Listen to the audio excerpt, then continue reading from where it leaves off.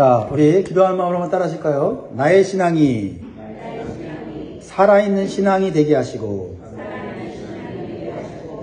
두려움을 이길 수 있는 믿음을 주소서. 아멘. 할렐루야. 우리 이 새벽에 나오신 여러분들 주님의 이름으로 축복합니다. 하나님께서 이 자리를 인도하셨는데, 인도하셨을 때는 반드시 여러분을 향한 계획과 하나님의 응답이 있는 줄 믿습니다. 그런 기도의 확신을 가지고 우리가 기도에 참석하면 좋겠고요. 우리 서로를 축복하면 좋겠습니다. 우리 확신을 가지고 당신의 기도는 반드시 응답됩니다. 우리 인사하겠습니다.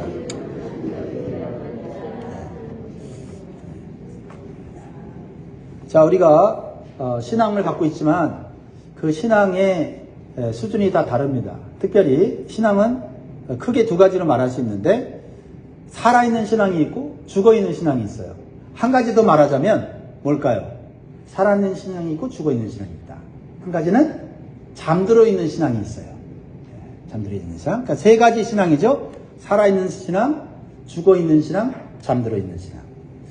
그러니까 여러분, 죽어있는 신앙이라고 한다면 하나님 믿지 않는 신앙이고 예수님 영접하지 않는 신앙을 말하는 거겠죠. 그렇다고 한다면 우리들에게 해당되는 것은 두 가지예요. 뭐예요? 살아있는 신앙이거나 잠들어 있는 신앙이거나. 잠들어 있는 신앙은 소망이 있죠? 어떻게 하면 되죠? 깨우면 되는 거예요. 일어나면 되는 건데, 우리가 살아있다면 감사하시고 잠들어 있다면 몸부림치시기를 주의 이름으로 축복합니다. 여러분들 오늘 이 본문의 말씀을 통해서 살아있는 신앙의 모습을 가진 사람을 우리에게 보여주는데요. 그 사람이 누굽니까? 바로 소년 다윗이에요. 소년 다윗. 한마디로 살아있는 신앙은 뭐냐? 거대한 골리앗을 물리칠 수 있는 신앙입니다.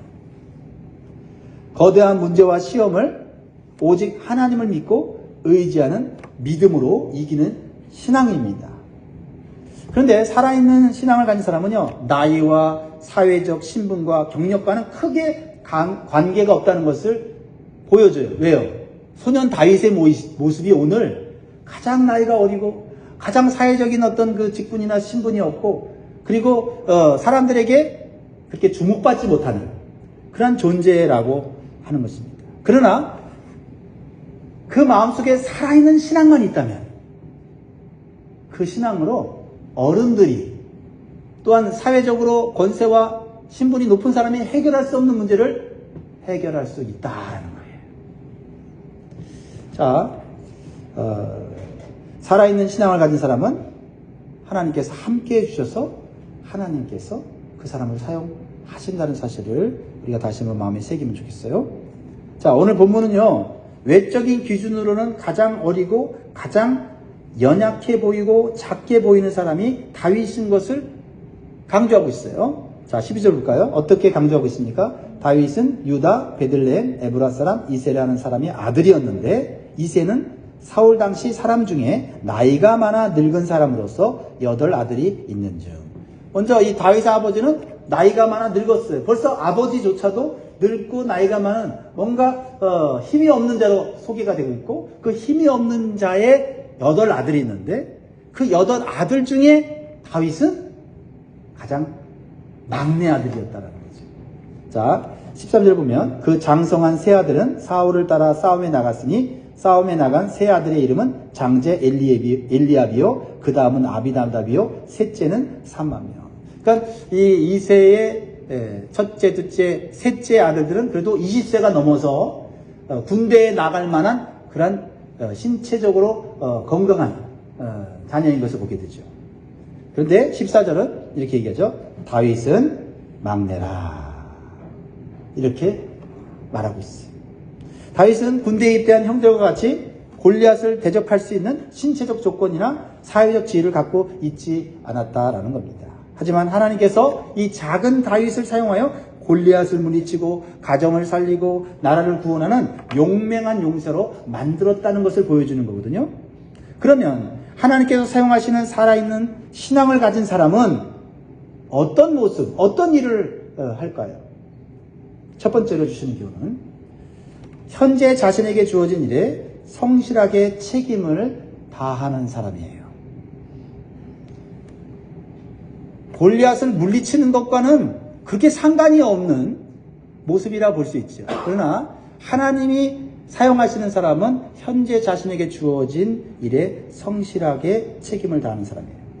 15절 보세요. 다윗은 이렇게 설명하고 있어요. 자, 어제 말씀 17장 1절부터 11절 보면 주어가 누구였냐면 골리앗은 이렇게 나왔거든요. 근데 오늘 17장 12절부터 마지막 절까지 보면 주어가 바뀌어요. 골리앗에서 다윗은 바뀌어요. 그러니까 골리앗과 다윗은 비교가 할 수 없는데 하나님이 함께 하시면 주어가 바뀌어요. 할렐루야. 네. 이 세상에서 우리는 아무런 힘이 없는 존재라 할지라도 우리가 하나님과 함께 있으면 우리가 주체가 되는 거예요. 할렐루야. 세상을 이기며 사는 거예요. 할렐루야. 네. 자, 그것을 보세요. 성경의 저자가 다 이렇게 단어 하나 쓰는 게 신경을 굉장히 썼어요. 다윗은 사울에게로 왕래하며 베들레헴에서 그의 아버지의 양을 칠 때에. 왜 다윗이 사울 왕에게 왕래를 했습니까? 사울 왕이 악령에 시달렸어요. 악령에 시달릴 때 수금을 잘 타는 음악 치료사를 찾았는데 다윗이 어린 나이였지만 수금을 타면서 악령을 쫓아내는 성령의 사람이었다라는 것을 보여주고 있어요. 여러분, 나이가 어려도 성령이 임하면 아무리 힘 있는 어른도 쫓아내지 못하는 귀신을 쫓아내는 줄 믿습니다. 여러분, 신앙생활 오래 했다고 귀신 쫓아내는 게 아니에요. 성령이 그 마음에 있어야 귀신을 쫓아내는 거예요. 그래서 사울의 수행 비서로서 역할을 하면서 가끔씩 이제 사울 왕이 귀신 들렸을 때, 귀신에게 시달릴 때 다윗을 부르면 다윗이 스금을 드르릉 하면서 성령에 감동되어 찬송하면 귀신이 물러갔어요. 여러분, 마음이 번민하고 괴로울 때 여러분 찬송하시기 바랍니다. 믿음으로 하나님께 기도하시기 바랍니다. 그러니까 다윗이 이 어린 나이에 불구하고 그 왕의 역사하는 귀신을 쫓아내는 걸 보아 다윗은 평상시에 하나님을 찬양하는 것과 기도에 힘쓴 사람인 것을 깨닫게 됩니다. 또한 다윗은요, 아버지의 양을 치는 목자의 책임을 다했어요. 이 아버지는 왜 막내 아들에게 양을 치는 가장 힘든 일을 시켰는지 잘 모르겠어요.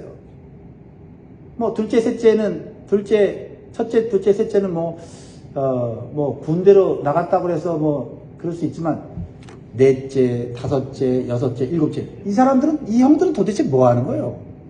근데 막내인 이 다윗이 아버지의 양을 쳤다.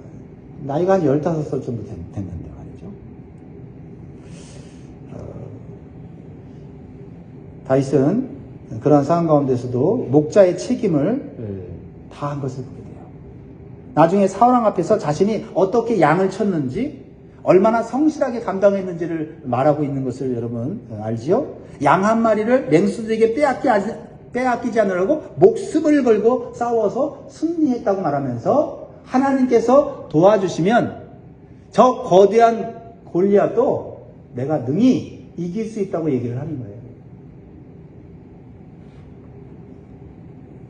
이것은 단순히 자신의 능력과 용맹을 자랑하는 것이 아니라 하나님을 온전히 의지하는 자신을 도와주신 하나님의 위대성을 강조하는 것이고, 그것을 어린 시절부터 깨닫고 있었다는 거죠. 어린 자녀들의 마음 가운데 하나님이 얼마나 위대한지, 하나님이 얼마나 능력이 많으신지를 그 마음에 심어주는 것, 중요한 영적 교육인 줄 믿습니다.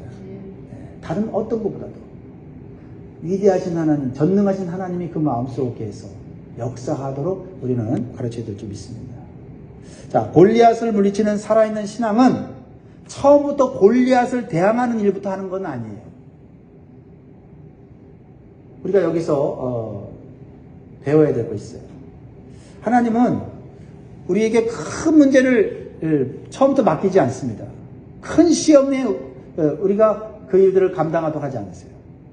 하나님은 작고 불편한 일에 순종하는 자를 사용하세요. 아버지 이새는 다윗에게 골리앗을 물리치는 것과는 전혀 다른 일을 지금 시키고 있어요. 지금 이스라엘과 블레셋 군대가 지금 싸우고 있어요. 전쟁터에 지금 형들이 나가 있는데 그 형들에게 양식을 좀 갖다 주고, 형들이 잘 지내고 있는지 안부를 물어서 증표를 가져오라고 이 아버지가 막내 아들 다윗에게 시키는 거예요. 아니 도대체 넷째, 다섯째, 여섯째, 일곱째는 어디 간 거예요? 이름도 안 나와. 자, 17절, 18절 보세요. 이새가 그의 아들 다윗에게 이르되 지금 내 형들을 위하여 이 볶은 곡식 한 에버와 이 떡 10덩어리를 가지고 진영으로 속히 가서 내 형들에게 주고 이 치즈 10덩어리를 가져다가 그들의 천부장에게 주고 내 형들의 안부를 살피고 증표를 가져오라. 다윗은요, 이 힘들고 불편한 일에 불만을 가질 수 있는 상황이죠. 그렇죠? 집안에 아직 군대에 가지 않은 형들이 3명이나 있는데 왜 나에게 이런 힘든 일을 시키는 것일까 생각할 수 있어요. 여러분, 부모들이 자녀들이 많아도 심부름 시킬 때는 나이 순서대로 시키지 않고 말 잘 듣는 자녀들을 시키지 않습니까? 네. 그래서 저희도 사남매인데요. 우리 둘째 동생이 항상 불만이 많았어요.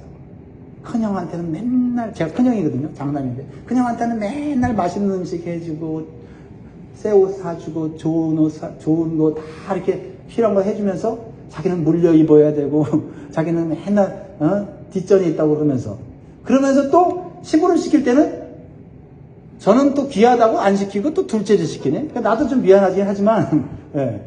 이 둘째를 시키거나 막내를 시키거나 그런단 말이죠. 근데, 우리 집 막내는 또 안 시켜. 우리 부모님이. 왜? 뺀질뺀질하고 말 안 듣거든. 그러니까 할 수 없이 우리 둘째 동생을 그렇게 시키는 거예요. 근데 또 둘째 동생이 착해갖고 또 부모 말씀을 또 투덜투덜 하면서도 또 잘해요. 하나님께서는 그런 사람을 귀히 여기시고요. 그런 사람을 하나님께서 사랑하셔서 하나님께서 축복해 주신다는 사실을 여러분 영적인 눈으로 바라보시기 바라요. 하나님께서 우리를 사용하실 때 자꾸 힘든 일부터 일을 하게 하는 거죠. 교회에서도 보면 여러분 큰 교회도 마찬가지예요. 여러분 큰 교회는 일꾼이 많을 것 같죠? 일꾼이 많아요. 일꾼이 많은데 그만큼 일이 많아요. 또 일이 많은데 그 일에 비해서 일한 일꾼은 비율적으로 적어요. 일을 하던 사람이 하고 또 한 사람이 여러 가지 일을 하게 돼 있어요. 그래서 어디든지 보면 힘들고 어려운 일들은 소수의 사람들이 하는 것 같아요. 오늘 이 자리에 나온 여러분들을 위로합니다. 여러분들이 또 기도의 사명을 가지고 또 이 자리에 나오셨고 또 봉사의 사명을 가지고 섬기는데 왜 하나님이 왜 자꾸 나만 시키나 그렇게 생각할지 모르는데 여러분들이 하나님께 순종하는 자고 또 하나님이 기이 여기는 자고 또 하나님께서 여러분의 인생과 여러분의 자녀들을 축복하시려고 하나님이 사용하신 줄 믿고 순종하시기를 바랍니다. 하나님께서 주신 권위에 순종하는 일부터 하는 사람을 사용하세요. 다윗은요, 부모의 권위와 말씀에 순종했어요. 근데 성경에 보면 하나님께서 위대한 일을 시키는 사람들을 보면 부모에게 순종하는 사람들이었어요. 그렇죠? 좀 미성숙하고 좀 성격이나 성품이 온전하지 않았어도 이 부모에게 순종하는 사람을 쓰더라고요. 특별히 여러분 요셉 어려서부터 그 아버지한테 굉장히 사랑받았잖아요. 사랑받다 보니까 좀 약간 형들을 좀 무시하는 말도 좀 하고 눈치가 없어. 혼자 사랑을 받다 보니까. 그랬지만 요셉은 부모의 권위에 순종했어요. 형들이 먼 곳에 가서 양을 치고 있었는데 형들이 자기를 그렇게 미워하는지도 몰라. 근데 아버지가 형들에게 가서 안부를 좀 물어라. 형들이 지금 먼 곳에 가서 양떼를 지키고 있는데 안전하게 있는지 또 사랑한다면서 왜 그 막내 아들을 또 보내는지 몰라요. 위험한 곳에. 그래서 이 막내 아들 요셉을 또 보내죠. 그 밑에 또 베냐민도 있지만은 요셉을 보내서 먼 곳에 가서 형들이 어떻게 지냈는지 안부를 묻도록 했는데 순종을 해요. 그 부모의 말씀에 순종함으로 인해서 애굽의 종으로 팔리는 고난의 시간도 있었지만 결국 애굽의 총리가 되어서 흉년 맞아 굶어 죽을 가족들을 구원하고 나라를 구원하고 이방 민족을 구원하는 하나님의 사람으로 세움을 받게 되었다 이 말이죠. 여러분, 그러므로 여러분 우리 자녀들이 부모에게 순종하고 또 하나님이 주신 권위에 순종해서 하나님의 위대한 계획 속에서 하나님의 축복을 받을 수 있도록 여러분 기도하시고 양육하시기를 주의 이름으로 축복합니다. 이 순종이라는 것이 이게 참 중요한 것 같아요. 특별히 하나님은 작은 것에 순종하는 자에게 더 큰 일을 맡기시고 새로운 일을 하나님께서 이루어 주시는 걸 보게 됩니다. 사실 다윗이 골리앗이 있는 전쟁터에 내려간 것은 아버지 이새가 명령한 것이에요. 하지만 그 이면에는 하나님께서 계획하신 것이죠. 자, 20절에 보면 다윗이 아침에 일찍 일어나서 양을 지키는 자에게 맡기고 이새가 명령한 대로 가지고 와서 진영에 이른지 마침 군대가 전쟁에 나와서 싸우려고 고함치며. 누가 명령했습니까? 이새가 명령했어요. 여러분, 하나님의 역사는요, 우리는 어떻게 이루어지는지 몰라요.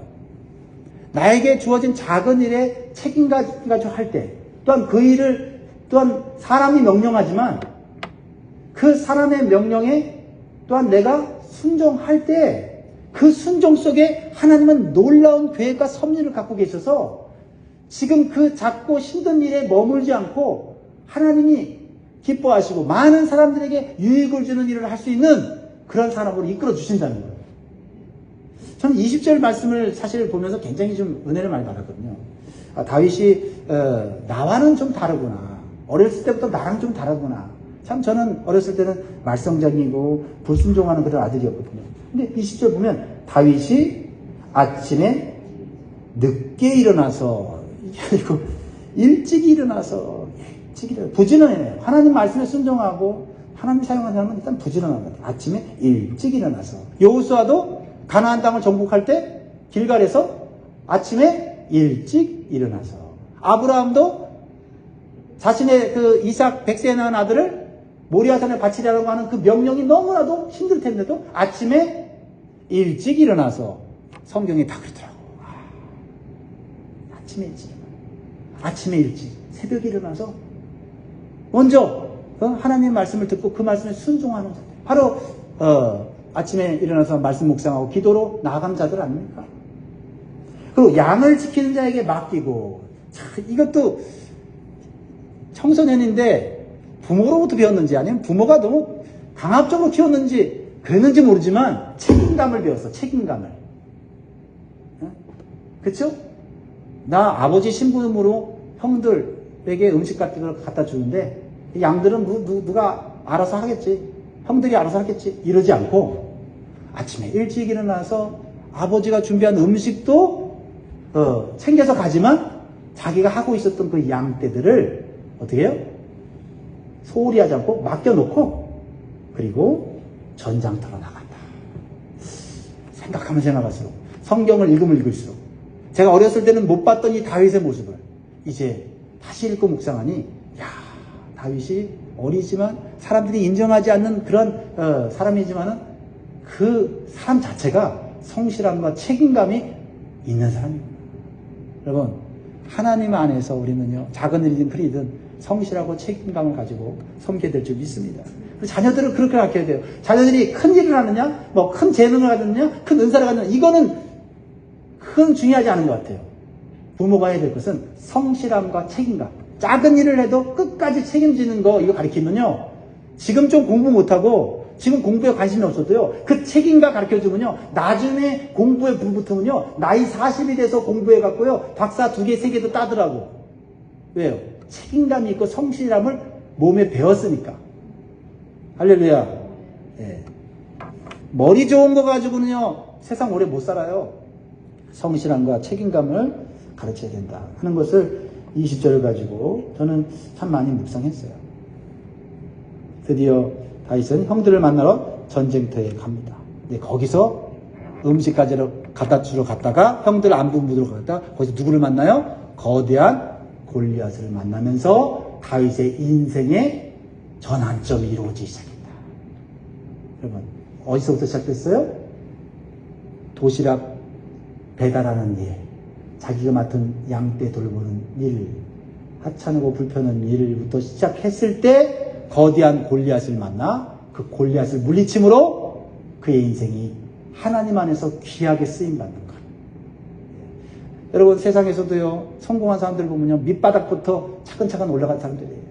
잠시 빛났다가 사라지는 사람들은요 그것은요 밑바닥부터 성실하게 책임감을 가지고 살아오지 않았기 때문에 잠시 빛나다가 꺼지는 거예요. 여러분들이 지금 작은 일부터 불편한 일부터 계속 지금 교회 안에서든 직장에서 하고 있다면 여러분 그것을 너무 힘들게 생각하지 마시고요. 여러분 그 일들을 잘 감당하시기 바래요. 때가 되면 그 모든 일이 합력하여 하나님의 위대한 일에 사용될 줄 믿습니다. 23절 보세요. 그들과 함께 말할 때 마침 블레셋 사람의 싸움 도두는 가드 사람 골리앗이라는 자가 그 전열에서 나와서 전과 같은 말을 하며 다윗이 들으니라. 다윗이 들어요. 뭘 들어요? 골리앗이 하는 도전적인 말을 듣습니다. 골리앗은요 40일 동안 아침 저녁으로 나와서 이스라엘 군대를 위협하고 모욕하는 말을 했어요. 이것은요 영적으로 보면요 오늘날 마귀가 날마다 아침 저녁으로 세상의 두려운 소식과 걱정과 불안을 가져다 주는 것 같아요. 우리는 그런 얘기들을 수없이 하루에도 듣습니다. 이때 골리앗의 강력하고 거대한 모습과 위협적인 말에 놀라서 이스라엘 군인들은 싸워보지도 못하고 두려워 떨다가 도망가고 있었다고 했어요. 이게 지금 암울한 이스라엘 공동체의 모습이었다는 겁니다. 그런데 군인도 아니요. 그리고 어떤 그 군대의 책임을 맡은 사람도 아닌데 소년 다윗의 마음은 이 군인들과 달랐어요. 골리앗의 모습과 그의 모욕하는 말을 듣고 의로운 분노가 마음속에 일어났어요. 두려움이 아니라 의로운 분노가 일어났어요. 왜냐하면 하나님은 살아계신 분으로 믿었고 그 하나님을 믿는 백성을 모욕하는 것은 하나님을 모욕하는 것 같다고 믿었기 때문이에요. 그러자 다윗 주변에 있던 어떤 사람이 새로운 정보를 줘요. 그것은 골리앗을 물리치는 자에게 사울왕이 큰 상을 주겠다고 하는 거예요. 세 가지 상입니다. 뭡니까? 25절 같이 읽습니다. 시작. 이스라엘 사람들이 이르되 너희가 이 올라온 사람을 보았느냐? 참으로 이스라엘을 모욕하러 왔도다. 그를 죽이는 사람은 왕이 많은 재물과 부하게 하고 그의 딸을 그에게 주고 그의 아버지의 집을 이스라엘 중에서 세금을 면제하게 하시리라. 네, 여러분 뭐가 제일 눈에 확 띄니까 미국 생활하다 보니까 세금을 면제해 준다니까 눈이 확 띄죠. 네, 세금을 평생 면제해 주고요. 왕의 딸을 주어서 높여주고요. 그리고 많은 재물을 주겠다고 했어요. 세 가지 이 조건은요 정말 목숨 걸고 싸울 만한 조건이에요. 그런데요 아무리 이런 좋은 조건을 내서도요 골리앗이 너무나도 거대하고 너무나도 강력하기 때문에 싸워봐야 이거는 죽는 거예요. 이거는 세금 면제도 못 받고 죽게 생겼어. 그래서 아무도 나아가지 못하고 있는 현실입니다. 그런데요 다윗의 마음과 그 시각이 달랐어요. 어린 마음이지만 시각이 다를 수 있다는 거죠. 같은 눈을 가졌어도 시각이 다를 수 있어요. 왕이 주는 세상적인 상보다는 하나님의 이름을 높이는 것에 더 관심이 많아요. 하나님의 내가 믿는 하나님, 내 인생을 작은 인생을 살았지만 양을 지켜주시고 내 생명을 지켜주신 그 위대하신 하나님, 여호와는 나의 목자시니 내가 부족함이 없으리로다가 고백했던 그 다윗이 만난 그 하나님, 그 하나님의 이름이 모욕당하는 것을 견딜 수가 없는 마음. 그래서 다윗은 이렇게 얘기해요. 26절에 다윗이 곁에 서 있는 사람들에게 말하여 이르되 이 블레셋 사람을 죽여 이스라엘의 치욕을 제거하는 사람에게는 어떠한 대우를 하겠느냐? 이 할례받지 않은 블레셋 사람이 누구이기에 살아계신 하나님의 군대를 모욕하겠느냐? 여러분, 여러분의 중학교, 고등학교 자녀들이 이 얘기를 하고 있다고 생각해 보세요. 너무나도 감격적이지 않습니까? 소년 다윗은요 하나님을 살아계신 분으로 고백해요. 그냥 평상시에 평온할 때 말하는 게 아니고 거대한 골리앗 앞에서 어른들도 군인들도 왕도 두려워 떠는데 두려움이 없어요. 오히려 의로운 분노가 일어나면서 살아계신 하나님을 모욕해, 살아계신 하나님을 믿는 하나님의 군대를 모욕해 하면서 외치고 있는 모습을 보게 되죠. 반대로 이 골리앗을 할례받지 않는 블레셋 사람이라고 모욕을 줘요. 여러분. 반대로. 앞에는 블레셋 장수가 이스라엘 사람들을 모욕했는데 이 어린 다윗이, 힘도 없는 어린 다윗이 오히려 거대한 이 골리앗을 모욕을 주고 있다는 거예요. 이게 오늘 보여주는 엄청난 그림이에요. 비전이에요. 할례받지 않았다는 것은 하나님의 언약 백성이 아닌 우상을 섬기는 자라는 거예요. 그렇다면 우상은 죽은 신인데 아무리 거대하고 강력한 무기를 가진 자라 해도 죽은 신을 믿고 있는 자는 살아계신 하나님 앞에서 아무것도 아니라는 거예요. 눈에 보이는 것, 그러한 외형과 눈에 보이지 않는 본질, 살아계신 하나님을 믿는 자는 죽은 신을 믿는 자를 두려워하지 않는다. 왜? 외형을 두려워하는 것이 아니라 본질을 두려워하는 마음이 있는 거예요. 여러분, 우리는 외형을 보면, 세상의 외형을 보면서 우리는 무서워하고 두려워하고 염려하고 근심하는데, 우리가 봐야 되는 것은 영적인 시각으로 이 모든 세상을 다스리고 통치하시는 영이신 하나님을 볼 수 있는 본질이 우리 안에 있어야 될 줄 믿습니다. 다윗이 어린 나이에 그게 있었다는 거예요. 세상을 영적인 시각으로 보고 있다는 거예요. 살아계신 하나님을 믿는 자와 죽은 신을 믿는 자로 세상을 구분하여 볼 수 있었다는 거지요. 죽은 신을 믿는 자는 아무리 거대해도 하나님 앞에서는 죽은 자라는 거예요.